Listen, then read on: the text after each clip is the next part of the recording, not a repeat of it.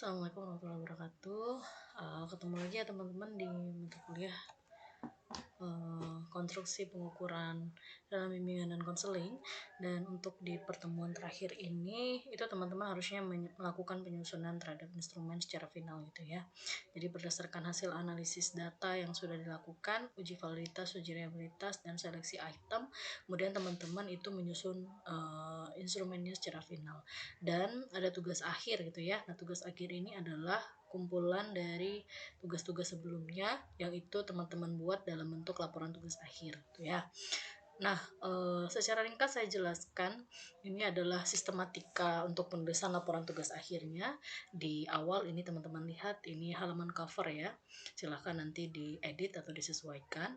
Kemudian ada kata pengantar, ada daftar isi, ada bab 1. Nah, bab 1 ini isinya terkait dengan latar belakang penyusunan skala gitu ya. Kenapa teman-teman melakukan penyusunan skala tersebut. Misalnya kalau skalanya motivasi belajar, kenapa melakukan penyusunan skala motivasi belajar. Nah, teman-teman harus menjelaskan terlebih dahulu masalah dari motivasi belajar itu apa, sehingga teman-teman tertarik untuk melakukan penyusunan terhadap skala motivasi belajar tersebut gitu ya.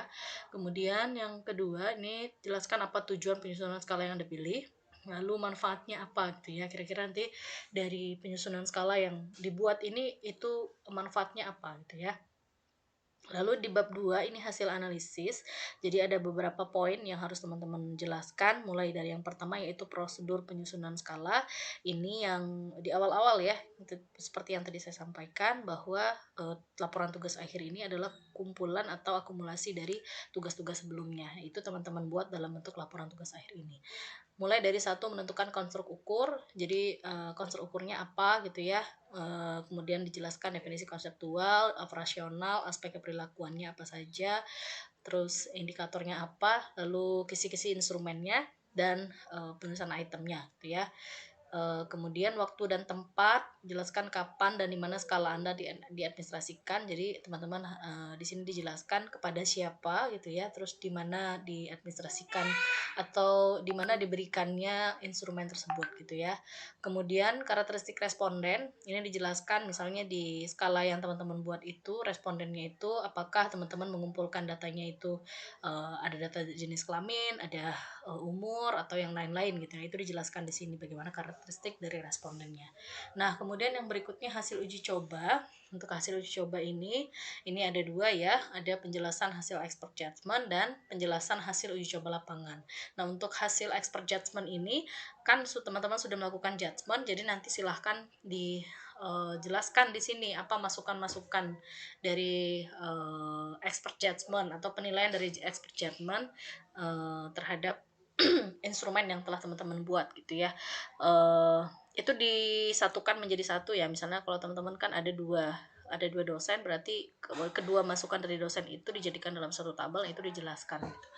Kemudian penjelasan hasil uji coba lapangan atau field test. Nah, ini yang dijelaskan itu adalah tentang scoring dan tabulasi data. Jadi buat aja atau boleh di screenshot tabulasi data yang sudah teman-teman buat itu ya, yang ada angka 1, 2, 3, 4, 5 itu, yang berupa skor 1 sampai 5 ya, atau kalau misalnya alternatif jawabannya 4 berarti 1 sampai 4, kalau alternatif jawabannya 2 pakai skala Goodman berarti 1 dan 0 gitu ya. Nah, itu yang nanti boleh teman-teman screenshot saja terus ditaruh di sini untuk hasilnya. Lalu poin berikutnya itu hasil analisis item. Nih ada dua aplikasi yang harus teman-teman gunakan ya. Ada 3 sebenarnya. Tapi dia aplikasinya maksudnya sama gitu ya. Misalnya satu itu hasil analisis menggunakan SPSS atau JSP. Boleh menggunakan SPSS dan boleh juga menggunakan JSP. Ini dua aplikasi yang berbeda ya, tapi maksudnya penggunaannya sama.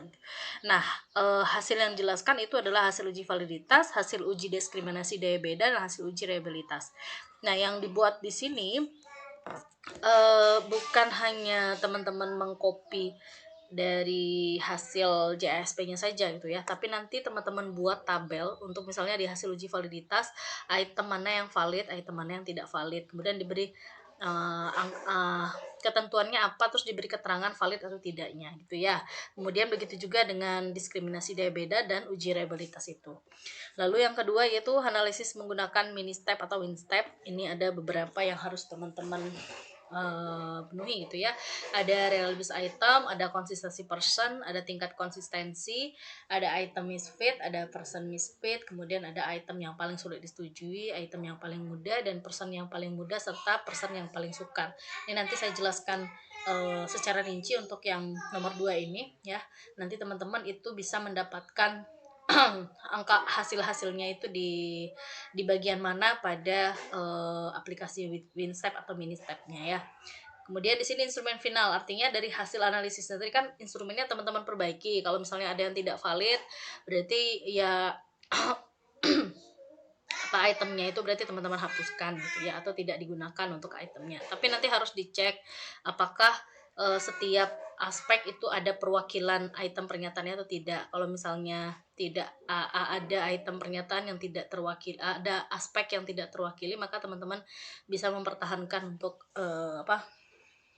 itemnya tersebut gitu ya, tapi mungkin itemnya tersebut perlu diubah gitu atau disesuaikan, sehingga nah kalau yang seharusnya gitu ya harus diuji ulang lagi, seharusnya harus dimulai lagi dari awal gitu. Tapi karena ini kalau misalnya lakukan pengujian ulang ya tentu teman-teman tidak akan selesai gitu ya, sementara ini kita sudah mau UPM gitu. Jadi untuk pembelajaran, tapi yang perlu teman-teman ketahui kalau secara konsepnya gitu ya, secara teoritisnya gitu ya, harusnya itu dilakukan pengujian ulang lagi kalau misalnya ada yang tidak terwakili untuk dari aspek-aspek indikator itu. Tapi kalau misalnya semuanya ada yang diwakili, maka item yang valid, yang tidak valid tadi dihapuskan saja atau dihilangkan gitu ya, tidak digunakan. Nah, ini nanti dicantumkan di instrumen final. Di instrumen final ini teman-teman mulai dari halaman covernya, kemudian petunjuk pengisiannya gitu ya, sampai ke item pernyataannya. Nah, untuk di instrumen final ini tidak dicantumkan lagi kisi-kisi instrumennya, tapi ya sesuai dengan teman-teman bisa lihat lagi materi untuk yang administrasi instrumen penelitian gitu ya, atau instrumen finalnya itu seperti apa. Kemudian bab 3 ini ada penutup, kesimpulan, dan saran. Nah, ini nanti yang akan teman-teman kalau di bab 3 gitu ya, tinggal menyimpulkan saja apa hasilnya, kemudian saran yang terkait dengan apa yang teman-teman lakukan itu apa gitu ya. Terus daftar pustaka, kalau misalnya ada mengutip. Ini ada mengutip mungkin di bagian ini ya, latar belakang tadi itu ya, kenapa menggunakan motivasi belajar, teman-teman harus menjelaskan di sana apa itu motivasi belajar, terus permasalahannya itu seperti apa gitu ya, sehingga teman-teman tertarik untuk melakukan atau untuk membuat instrumen atau melakukan pengukuran terkait dengan motivasi belajar, misalnya begitu. Kemudian ini lampiran, nah ini lampiran, di sini dilampirkan barangkali foto screenshot ini ya, screenshot teman-teman menyebarkan ke siswa gitu ya, atau ke respondennya. Kemudian lampiran-lampiran ini yang perlu dilampirkan gitu ya, misalnya hasil judgement kan saya bilang tidak perlu dimasukkan ke dalam, buat saja tabel misalnya reviewer 1, reviewer 2, atau expert judgment 1, expert adjustment 2, kemudian hasilnya apa itu dijelaskan di dalam tadi ya, di bab 2. Nah, kalau untuk lampiran yang ada tanda tangan dari expert judgment-nya itu dilampirkan saja. Barangkali itu yang terkait dengan sistematika laporan tugas akhirnya ya. Dan untuk bagian-bagian mana untuk mendapatkan hasil-hasil dari analisis menggunakan Ministep atau Winstep tadi, nanti saya jelaskan secara terpisah. Terima kasih. Assalamualaikum warahmatullahi wabarakatuh.